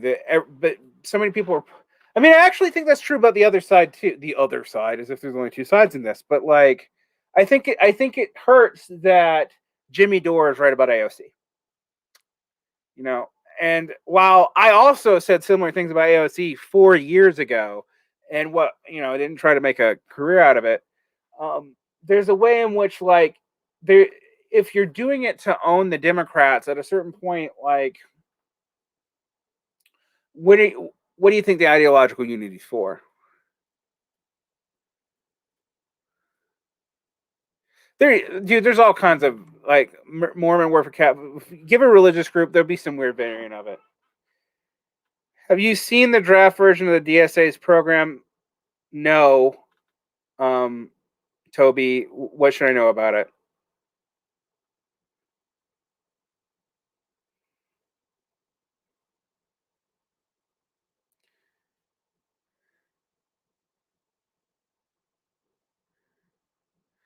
I have looked over Mark Gur's Revolt of the Public, but I haven't read it closely, so I can go back and look at it. Um, I don't think that I actually, some people might be surprised with this. I'd rather read a conservative than a leftist who's trying to pass off conservative positions as left wing, because I think some things what conservatives say are true. You just have to, like, just own it. One of the things I have a problem with the post left is, like, well, what are you exactly? I mean, I actually complained the same thing about post rock 20 years ago. What are you actually, other than beyond a certain thing that you think, you're critiquing? Are merchant marine workers a good target to organize with? I don't know. Probably. It's beyond my, like. I don't do certain kinds of organizing. I work with teachers. I'm part of the teachers union. I used to be an AR for the teachers union. So, yeah. Uh, the fudges between min-max and transitional doesn't surprise me, because the amount of different factions in the DSA that's got to keep together, would make sense that it would try to do something like that. I mean, I think anything the DSC is going to do as a program is going to be incoherent. Um, Although I actually did go through for Red Party after studying Esri from Mortal Science way before we started doing the Emancipation Network. In fact, this is what inspired it. We were a member of this Marxist centered group before the Marxist Center even had the conference. It was really only an online thing at the time, but we didn't really quite understand that yet until we attended the conference for this party. We actually went through the platforms and programs of 42 different communist parties and leftcom groups and Trotskyist groups, and tried, it's probably worse than the Goethe program. I don't know though, I haven't been there, but tried to come up with a schema on how to reconcile some of the best elements of them. And we did come up with immediate demand, short-term, minimum program, transitional goals, and a maximum orientation. But that's complicated. That's depressing though. Any other questions for Varn before so tomorrow, at 6 Eastern, 4 Mountain, 3 Pacific, I will be talking to Andy from Antifada about all kinds of stuff from his Posadas book on through contemporary politics for about an hour to an hour and a half. And then we got all kinds of stuff coming up here on Varn Blog. I'm also going back to Zero books. I have no idea what the first Pop the Left I'm going to do is on. I haven't got that answer yet. Best reactionary text before you go. I start with the mother of all reactionary texts. Start with Demestra. I mean, I actually, before that, reactionary texts are pretty much mostly religious. I'd also think you should read,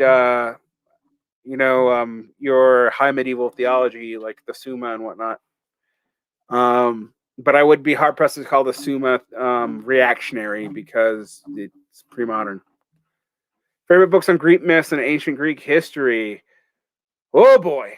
I could do an entire favorite book on Greek myths. My favorite book on Greek myths is also Bauer's Study of Dionysus, actually. And then beyond that,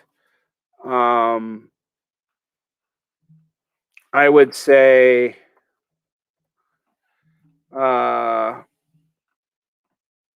let's see.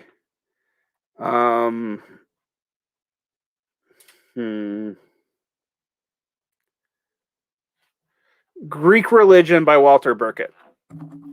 And then, just whatever your favorite book of tales are, if you don't want to read, whatever else. Fang Newman is hilarious. It's bad for you, but it's hilarious. Stalson Rene Girard, do you think he is reactionary? I think it's complicated. I think he has reactionary and progressive tendencies. I think certain elements of Girard's thought are really important. I read him a lot on Oedipus understandings and stuff like that. I own most of his major works on my Kindle. So challenge Jordan Peterson debate. Fuck that. I don't ever want to think about Jordan Peterson again. I resent you asking me to think about Jordan Peterson. I resented when Doug asked me to do it the first time. Then I resented the fact that even though I talked to this, cool, hip Christian who was really nice, I don't understand what he meant by Christian or religion, that when we talked about, he critiqued them from some post-structuralist, numinous God stuff and junk. And I critiqued them from Orthodox Christian and Catholic theology. I broke out my David Bentley Hart and pointed out that from an Orthodox Christian perspective, even from an Orthodox Protestant perspective, Peterson's basically a heretic.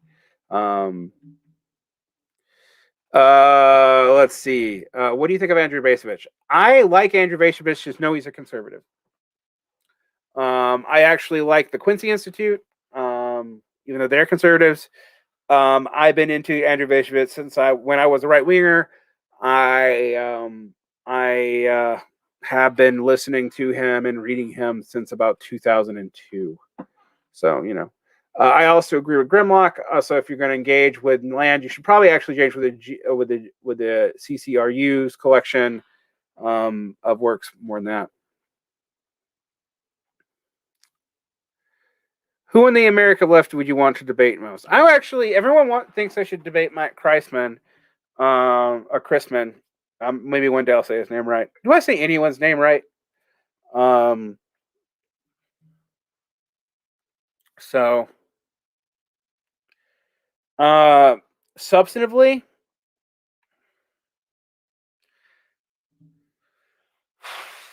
who do I respect but consider? See, here's the thing. I debate like MNT humanities people because I actually think they're trying to deal with a question that I think is a big limitation to MMT, which is their focus on national sovereignty. And the MNT humanities people actually also, like me, see it as a problem. I don't debate people who I don't take seriously. Maybe Ben Burgess. I don't know. I mean, that would be bad for my job, right? But what would you debate Chris? You know, I would debate him on defining political in a way that wasn't like weirdly circular. And I would also debate him on his, correct analysis of FDR. But then why did he ever think that Bernie would work with that under analysis of FDR? How about the person who feels the most responsible for the current state of the left? It's not a person. The left, the fall of the SPA, actually, and its inability to deal with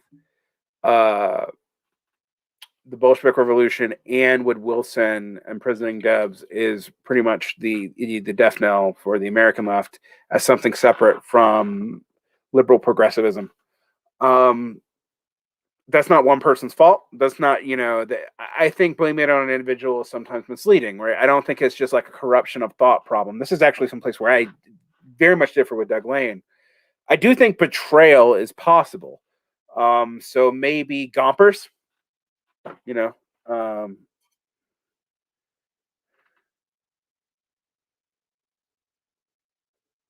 Varn versus Heidi Matthews, our community. What did I say? I just said something. Paglia is interesting, and that, yeah, and I feel like Paglia has done exactly what people would predict she would do 20 years ago. Slow decline. I think collapse is an easy out, and I don't think it's going to happen. I also don't think the decline is limited to the U.S. In fact, I don't think China is going to get out of it. Favorite sect in left history? Oh my God. The Delonists are fun. They're not particularly relevant. Favorite sect? I disagree with a lot of the International Communist Party, but I respect them. And I kind of have a begrudging respect for the Sparts, but also the Sparts are kind of like, if that's what begrudging respect looks like, then who needs COINTELPRO?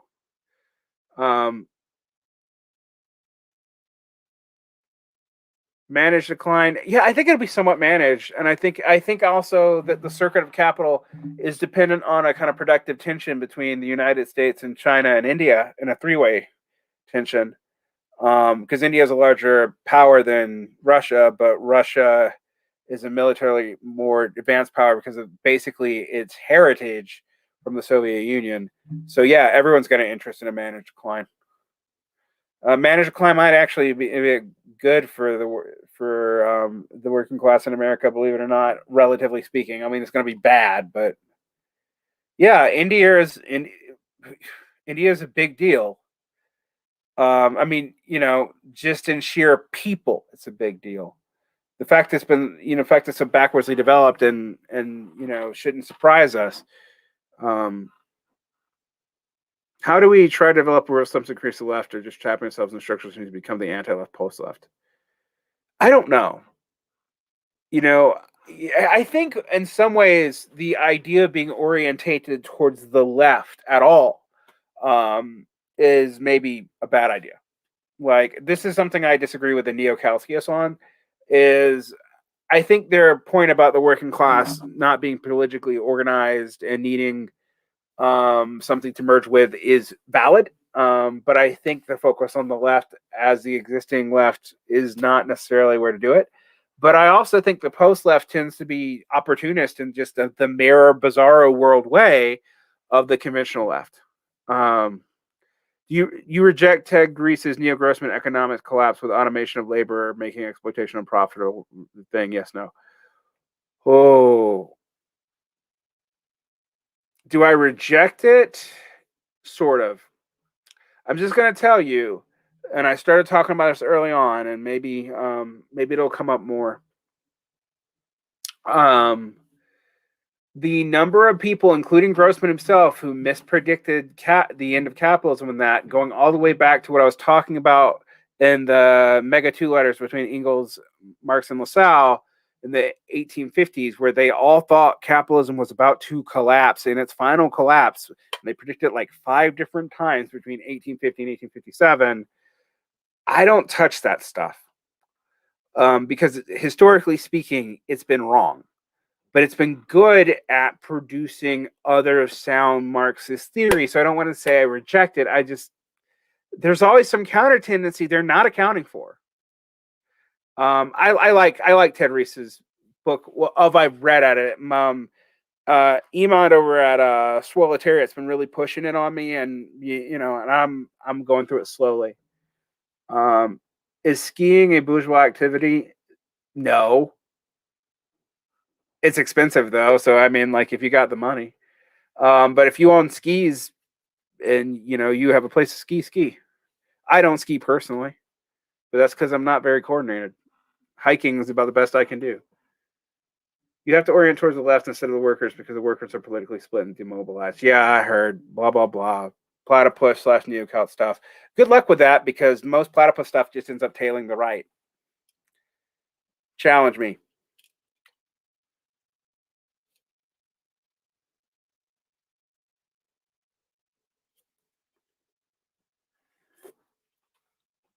No, I don't necessarily think, by the way, that platypus are rightist or whatever.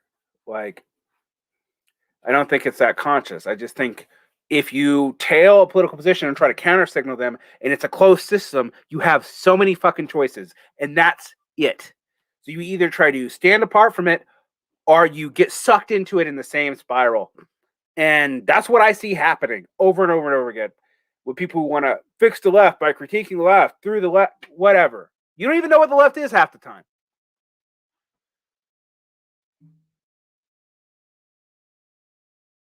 Don't approach theory. Learn history.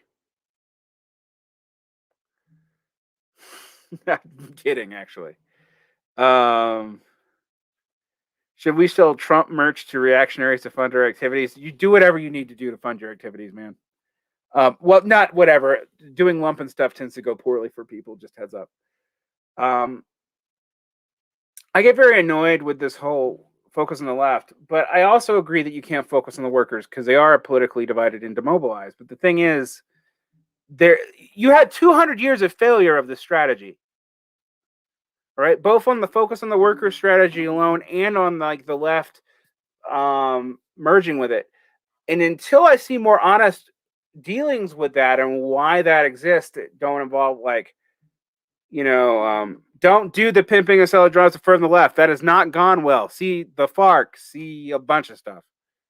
What would I tell you to study? I tell you to study Marx. I tell you to study. Oh God, critical theory. Where do you want to start? But I find that the history stuff is actually probably better than the critical theory stuff. And when I read the critical theory in light of history, I can judge it and adjudicate it better. Blah blah. Man, I get so mad at certain things. Sorry for yelling at you, spiritual man. You already heard my opinions on Lukács. You know how things go.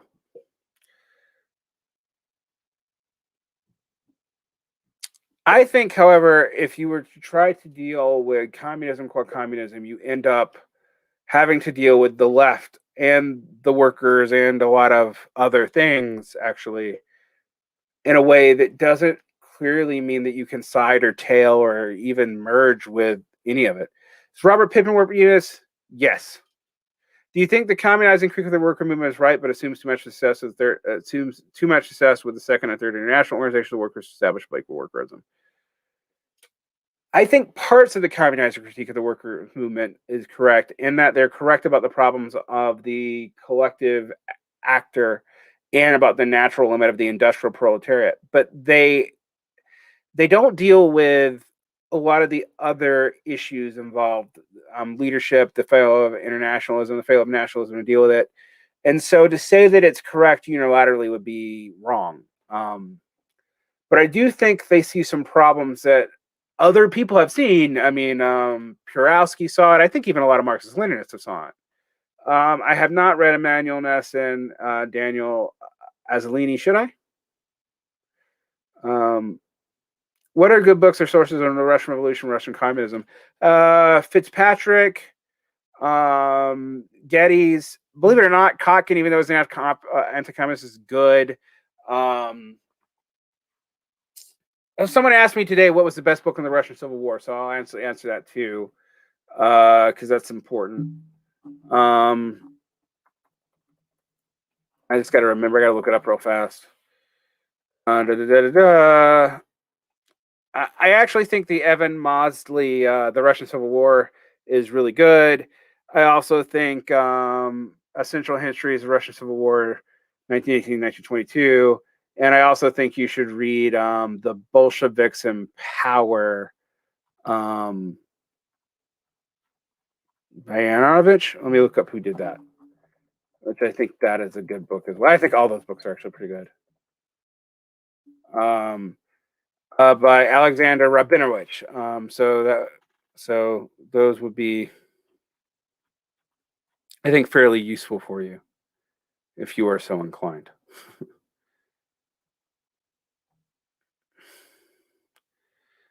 And maybe The 20 Years Crisis by E.H. Carr. And Hillel Tickton, just for good measure. Why the hell not?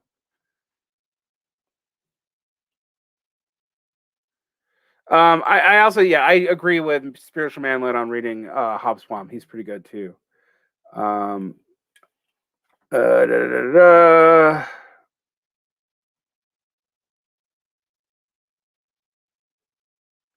No, I think Hobsbawm's actually, he's not particularly dogmatic. He argues with Engels, man. So like, he just didn't leave the party. Do they ignore the high points of communism were already more diverse and mass movements would call it work? Yes, they kind of do, actually. The one thing I will say about Endnotes Volume 4 is that it treats the entire world as basically three spheres, and that you can structurally talk about these three spheres almost interchangeably in the relationship to the workers' movement. And I think that's partially a subject of the fact they're collectively writing this and they don't actually agree. Like when reading Jasper Burns and Benedev and whatnot, I realized that they are not one-to-one on what they've wrote in Endnotes 4. Keemer's right. Everyone's faking it. Hey, I want to give Keemer a shout out, by the way. Before Keemer became associated with another collective that I shall not mention, not out of hostility, our friendship, just out of neutrality's sake. Keemer was the Symptomatic Redness editor after Esri quit. Well, there's another one too.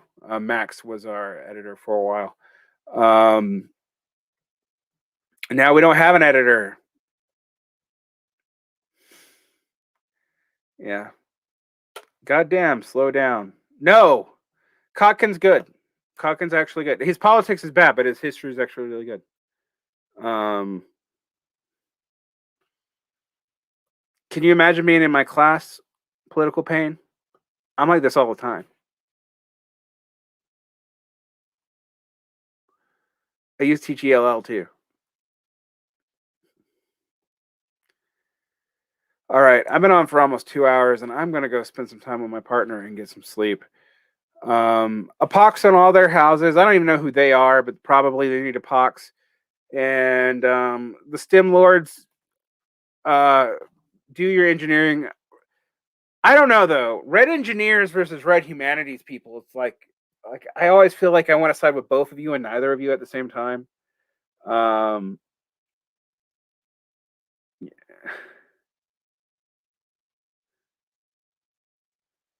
um, yeah. Anyway, thank you. There's been a fair amount of watchers today.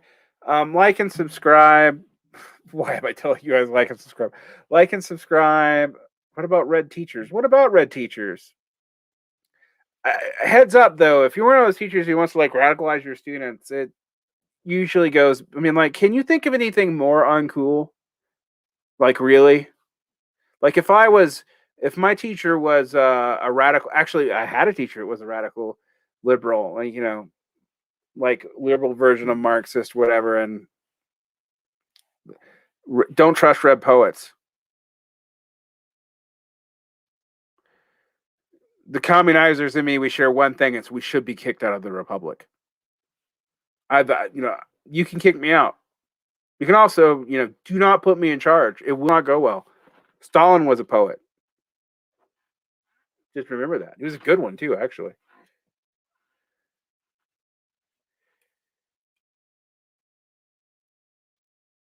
Um, I was radicalized by a conservative professor, so you know. Um, yeah, actually, I would say political pain. This is that should be your commitment: is making your subject engageable, approachable, and rigorous.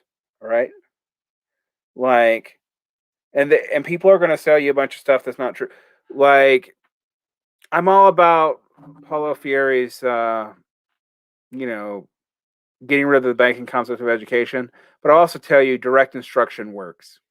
And if you're funny and empower people with it, they respond to it instead of being like, here's the book. You can figure it out yourself. Have a nice day. Well, like I needed teachers to learn how to do all this stuff. I didn't pick up the attitudes of my teachers, but I did need them. I'm an autodidact in a lot of ways, but I do have a formal education. My formal education is mostly in poetry and in anthropology to some degree, and in actually early 20th, I mean not early 20th century, early 20th century analytic philosophy and romantic German philosophy are the schools of philosophy I was most educated in, and in Shakespeare. I try to be funny, but I don't care when I'm not. I don't try to be entertaining. I don't try to be entertaining with you guys either. I'm not gonna. I teach in Utah. That's all I'm saying. Because my students already find me enough, and I don't want parents to come storming the castle. So far, they've never cared. I've been a teacher for 15 years, and I've been doing this for 9, and it's never like parents find it. Sometimes it doesn't matter. Um, Ooh, I will talk about, how cheap is Utah's cost of living? It used to be cheap in California happened. Actually, I'm literally being priced out of my house rental right now. So not cheap. Um, Particularly when you adjust it for local income. It used to be really cheap. I mean, if you're used to like Bay Area, you'll probably find it cheap, but you're probably part of the problem. California, go home.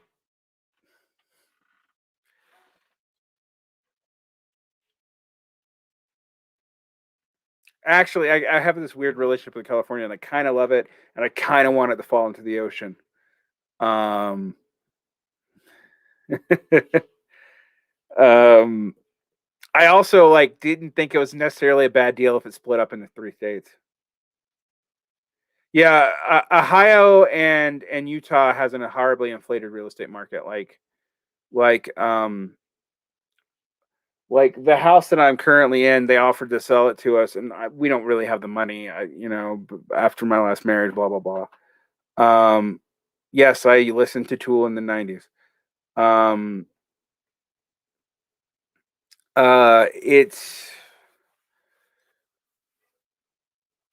um anyway, this house, which with like a roof that is literally falling off, it needs about 40K of work. This house still would still, and it's not huge. Like it's slightly bigger than your average apartment. I have a basement to work in as opposed to my bedroom. This house would go for over almost 300K right now.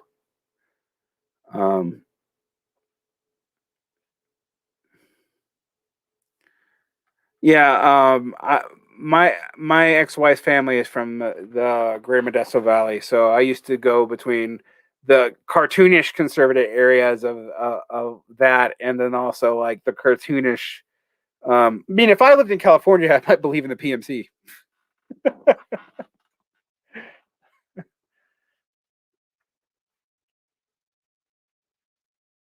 Yeah, and houses are like the housing market's so hot right now here too that houses are exploding up in price. Idaho and Utah. Yes, they will crash, but it'll take a while. And if you hold on to your house beyond the crash, then you'll be fine. I'm planning on buying again. Not home ownership distorts the relation to capital, whatever. So does having kids.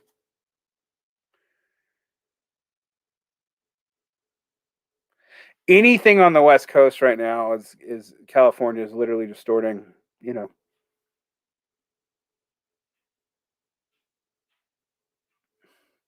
PH is Idaho and Boise, one of the few places lamer than Salt Lake. That's actually not true. I like Boise a lot, but like if you think the Salt Lake left is funny, I don't think PMC exists. But it's so much that people do think they exist. The upper middle class of petite bourgeois slash professional slash labor aristocrats in California would make me believe that they exist. The reason why I'm like PMC is a category, so like you all have to be somewhat nominalistic about this. My issue is it's not a coherent set of things, you know. But yeah, and I know they would look down on you. Like I have joked that if I lived in California, I might have stayed a conservative forever. Um, and I don't think that's actually a joke. um, I like Boise a lot, and yeah, it's cool for socialization, political activity. Um, I like Built to Spill too. But yeah, um,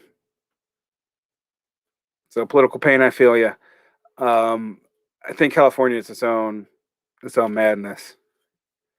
Straussian. I thought you were going to call me a West Coast Smithian. And someone called me a suit on Carl Smith the other day on Zero Books channel, and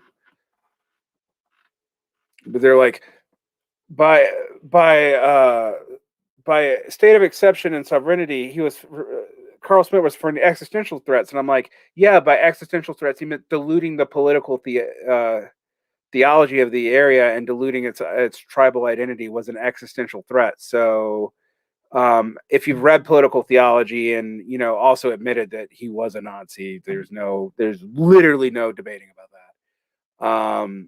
Yes, he did get in minor trouble for kind of mildly rebuking Hitler's super racialism with his Catholic spiritual racialism, and Goring saved his butt,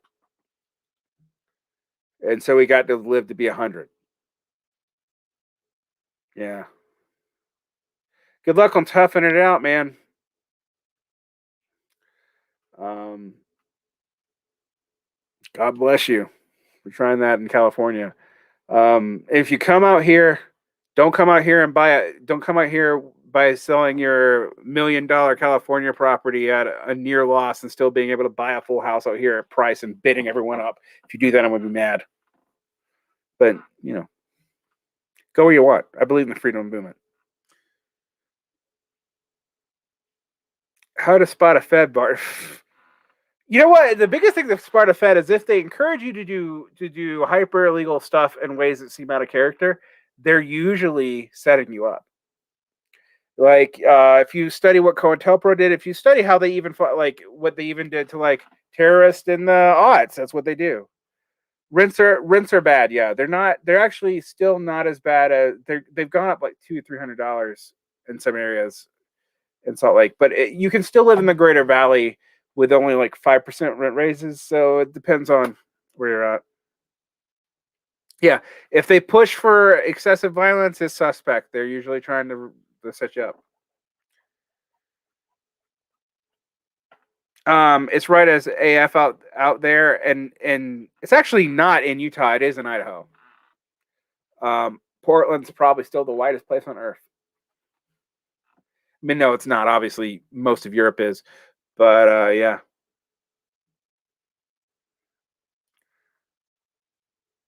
Well, this has been random, and I've spent an hour on the random parts. Thank you guys for coming in and talking to me, and making this incomprehensible to the people who would listen to it otherwise. But yeah. As a side note, um,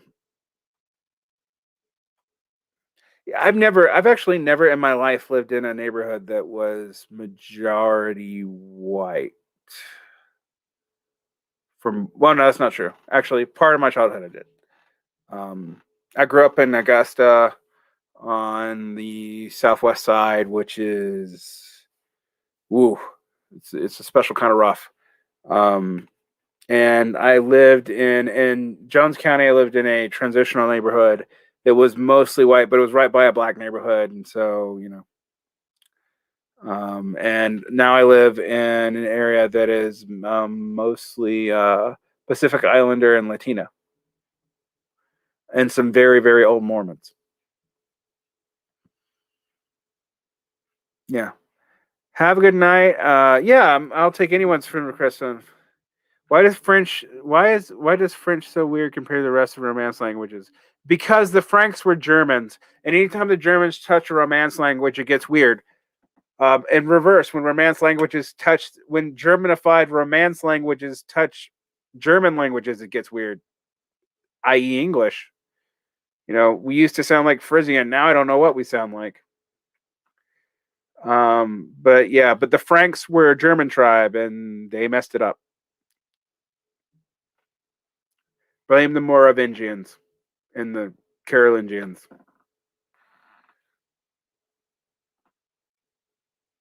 Good night. Godspeed, whether you believe in God or speed.